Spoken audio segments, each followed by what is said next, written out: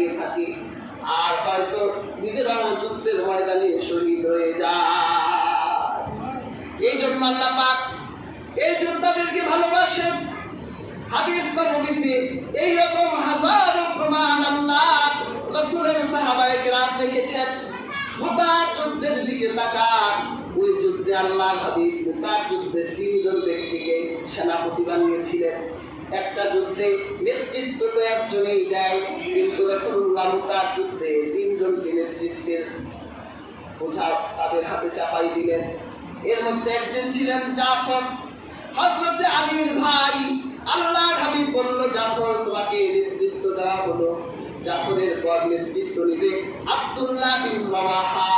আব্দুল্লাহ বিন রাওয়াহার পর জিহাদের নেতৃত্ব দিবে যায়েদ ইবনে হারেসা।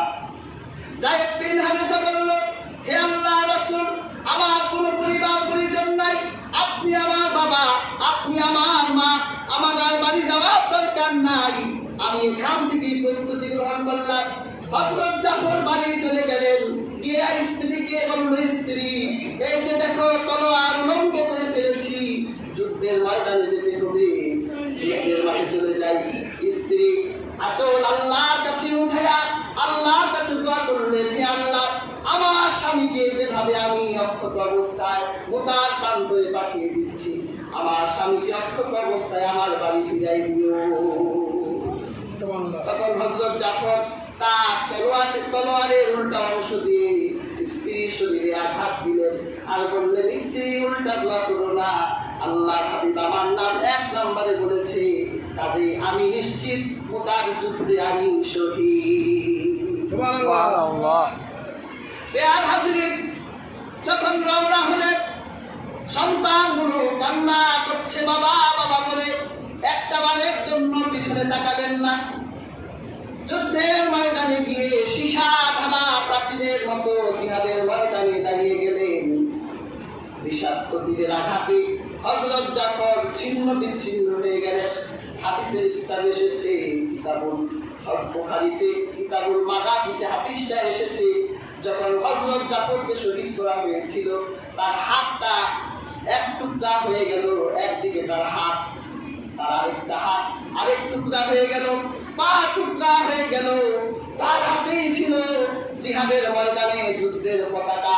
তিনি সেই শেষ মুহূর্তেও তার যুদ্ধের পতাকা নিজের দাঁত দিয়ে কামড়ে ধরে জিহাদের ময়দানে ইসলামের পতাকা আকাশে উঠাই রেখেছে। এই রাতে আল্লাহর হাবিবের এক সাহাবী স্বপ্নে দেখলেন হযরত জাফর তিনি জান্নাতের পাখিদের সাথে জান্নাতের আকাশে উঠছেন। জিজ্ঞেস করলেন, জাফর আল্লাহ তোমার সঙ্গে কেমন ব্যবহার করলেন? হযরত জাফর বলল, আল্লাহ আমার সাথে উত্তম ব্যবহার করেছে, আল্লাহ আমাকে জান্নাতের পাখি বানাই দিয়েছে।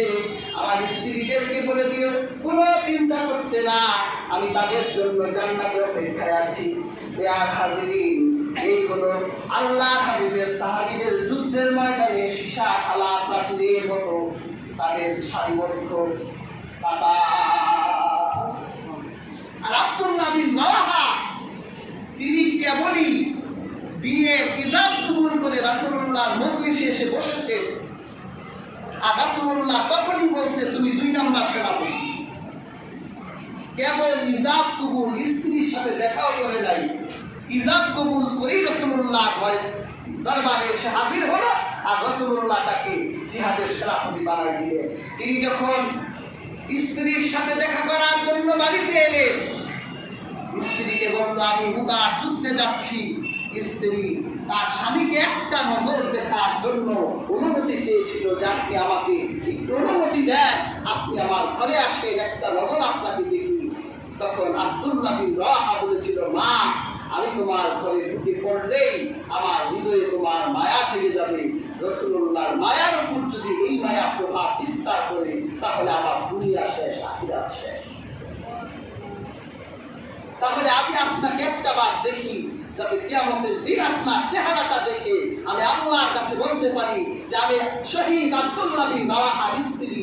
হে আল্লাহ, আমার শহীদ আব্দুল্লাহ বিন রাওয়াহার কাছে আমাকে পৌঁছে দেন। আব্দুল্লাহ বিন রাওয়াহা বলেছিল, না, চেহারা দেখার কোনো প্রয়োজন নাই। খুশি অর্জন করতে পারি, কিয়ামতের দিন চেহারা দেখা ছাড়াই আব্দুল্লাহ বিন রাওয়াহার স্ত্রীকে আব্দুল্লাহ বিন রাওয়াহার কাছে আল্লাহ পৌঁছে দিলেন। সুবহানাল্লাহ। এই ছিল তাদের অবস্থা। সীসা ঢালা প্রাচীরের মতো জিহাদের ময়দানে কাতারে দাঁড়িয়ে যেতেন, হয় গাজী নয় শহীদ। এই কনসেপ্ট যারা হৃদয়ে ধারণ করে আল্লাহ বলে যুদ্ধের মাঠের সেই মুজাহিদকে আমি আজকে আজিম থেকে ভালোবাসি। সুবহানাল্লাহ। কাজে হাজরি, আজকের আলোচিত আয়াত থেকে শিক্ষা কি পেলাম? আলোচিত আয়াতের উদ্দেশ্য ছিল যে আল্লাহর ভালোবাসা পাওয়ার মাধ্যমগুলো কি। আমি কোরআন থেকে আয়াতগুলো পড়ে পড়ে আপনাদের শোনালাম যে আল্লাহ ভালোবাসেন তাদের যারা রাসূলুল্লাহর ইত্তেবা করে, আল্লাহ ভালোবাসেন তাদের যারা ধৈর্য ধারণ করে, আল্লাহ ভালোবাসেন তাদের যারা তাওয়াক্কুল করে, আল্লাহ ভালোবাসেন তাদের যারা তওবা করে, আল্লাহ ভালোবাসেন তাদের যারা ওয়াদা পূর্ণ করে তাকওয়া অবলম্বন করে, আল্লাহ ভালোবাসে তাদের যারা পবিত্রতা অর্জন করে, আল্লাহ ভালোবাসে তাদের যারা যুদ্ধের ময়দানে সীসা ঢালা প্রাচীরের মতো দাঁড়িয়ে যুদ্ধ করে, হয় মরব নয় মারব, এই কনসেপ্টে তারা যুদ্ধ করে। আল্লাহ এই 7 শ্রেণীর মানুষকে আরশে আজিম থেকে ভালোবাসে। কাজে আমরা তো আল্লাহর ভালোবাসার মুহতাজ। আমরা আল্লাহর ভালোবাসা চাই না? চাই। আমরা তো আল্লাহর ভালোবাসা চাই, কিন্তু আল্লাহর ভালোবাসা পাইতে হলে এই 7টা শ্রেণীর একটা শ্রেণীতে থাকতে হবে। এই জন্য আজকের আলোচিত আয়াতগুলো এজন্য শোনালাম যাতে আমরা এই 7 শ্রেণীর যে কোনো এক শ্রেণীর অন্তর্ভুক্ত হয়ে আল্লাহর ভালোবাসা অর্জন করতে পারি।